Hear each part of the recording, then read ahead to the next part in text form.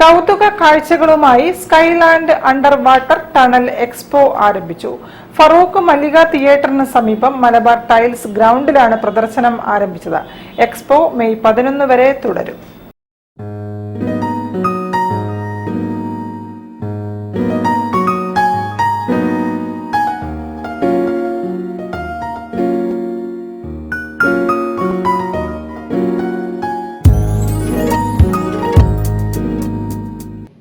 Tunnel aquarium, Kashmir താഴ്വാരം, jungle, വിദേശ അലങ്കാര പക്ഷികൾ, ഓമനമൃഗങ്ങൾ, മത്സ്യകന്യകമാർ, ഫുഡ് കോർട്ട്, വിപണന സ്റ്റാളുകൾ, അമ്യൂസ്മെന്റ് പാർക്ക്, കുതിരസവാരി, ഒട്ടക സവാരി എന്നിവ സ്കൈലാൻഡ് അണ്ടർ വാട്ടർ ടണൽ എക്സ്പോയിൽ ഒരുക്കിയിട്ടുണ്ട്.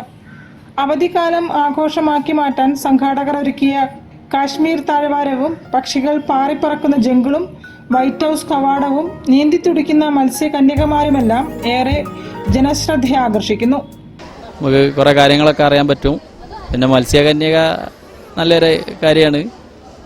പിന്നെ കുറേ പക്ഷികളെ പറ്റിയൊക്കെ മനസ്സിലായി. ഇത് വളരെ ഉഷാറായിട്ടുണ്ട്. ചെറിയൊരു കോസ്റ്റിൽ നല്ലൊരു ഭംഗിയായിട്ട് ഒരുക്കാൻ കഴിഞ്ഞിട്ടുണ്ട്. Very nice. കുട്ടികൾക്ക് വളരെ ത്രില്ലിംഗ് ആയിരുന്നു. സൂപ്പറായിരുന്നു. അടിപൊളിയായ പരിപാടിയായിരുന്നു. പിള്ളേർക്കൊക്കെ നല്ല സന്തോഷമായിരുന്നു. ദിവസവും വൈകിട്ട് 4 മണി മുതൽ രാത്രി 9 വരെയാണ് പ്രദർശനം. ജീവകാരുണ്യ പ്രവർത്തനം വിപുലപ്പെടുത്തുന്നതിനായി നിലാവ് ചാരിറ്റബിൾ ട്രസ്റ്റ് സംഘടിപ്പിച്ച Skyland under water tunnel expo May 11 സമാപിക്കും. News bureau, Farooq. കൂടുതൽ വാർത്തകൾക്കും വിശേഷങ്ങൾക്കും കോഴിക്കോട് ജില്ലാ വാർത്തകൾ എന്ന യൂട്യൂബ് ചാനൽ